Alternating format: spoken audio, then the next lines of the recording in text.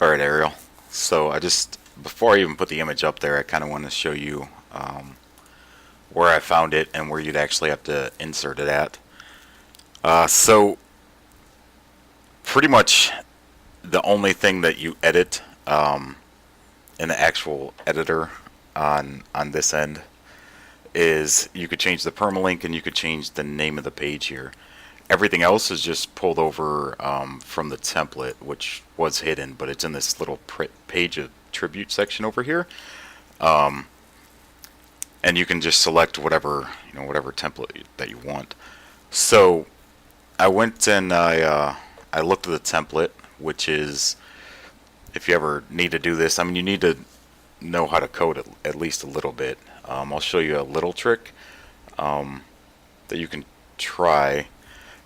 So if you go to Appearance Editor, it will pull up all this stuff. You want to make sure that your theme is selected, which is Noda. And then you want to edit, any of these files you can directly edit.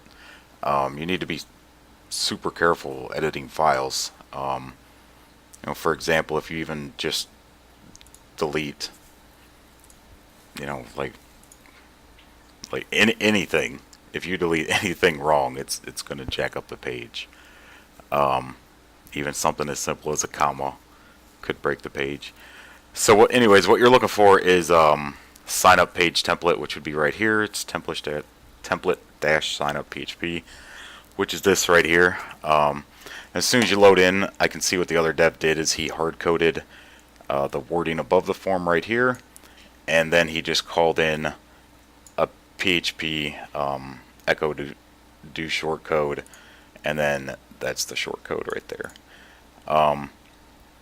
So this page is just completely overriding your template builder. So I can pretty much guarantee that this isn't going to look perfect whenever I do it. But if you edit this, like you could always add it to the page and edit it. And this is actually most of the code you're going to need. So that is the code for the image. That's what it looks like right now. I'm gonna guess that you wanted it above everything. I mean, we can always slide it down to be in between this. You really can't integrate anything into this form, and that's just because of how the form is. I was trying to see if there was like a way to add like a text box, which is WordPress. Like a text box is just either you could write text or you could write code in it. So that's just what WordPress calls it, and I don't see anywhere to do that in this form at all. So that doesn't really help us. So it has to be added into the hard code. Normally, what you want to look for is the P brackets. It stands for paragraph. So these P brackets indicate that that's the entire paragraph there. The opening P is from there to here. There's the ending P. So what I'm going to do is I'm going to put the code that we just copied from your page builder, which is an image class here, right above the wording, and then I'm going to enter center tags. So you need an ending center tag, which is exactly like that, the / and center inside of the brackets. And the starting center tag is just center without the /. I'm going to update the template, and that should call in the image and center the image in the middle of the page.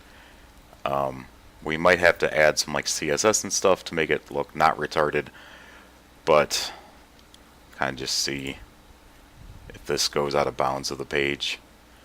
If you don't insert an image into the right place, like inside of the page template, which you can definitely do, like if you insert it before PHP get header, it would actually be above all of this content, even the menus and everything. So yeah, I mean, it's underneath the container. The container is pretty much everything below the header. in WordPress. So, I mean, that's pretty much what you have to do. So if you ever need to replace this image in the future, you know, hopefully whenever we get this theme switch and stuff, none of this stuff should be, it should require you to go into the templates.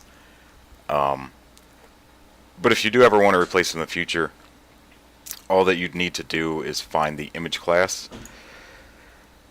You can upload it to WordPress's media library, and then from there you can get the WordPress link. So what you do is you just take this. So let's just say you uploaded that. All you do is you'd copy this URL and replace what's already here with that URL, and then it would pull the new image. So just for a better example, I'll replace the image and stop the video, and I'll put it back. So there you go. Yeah, I mean, that's all you got to do. It's not super difficult, but it's definitely not it's not as easy as it should be either.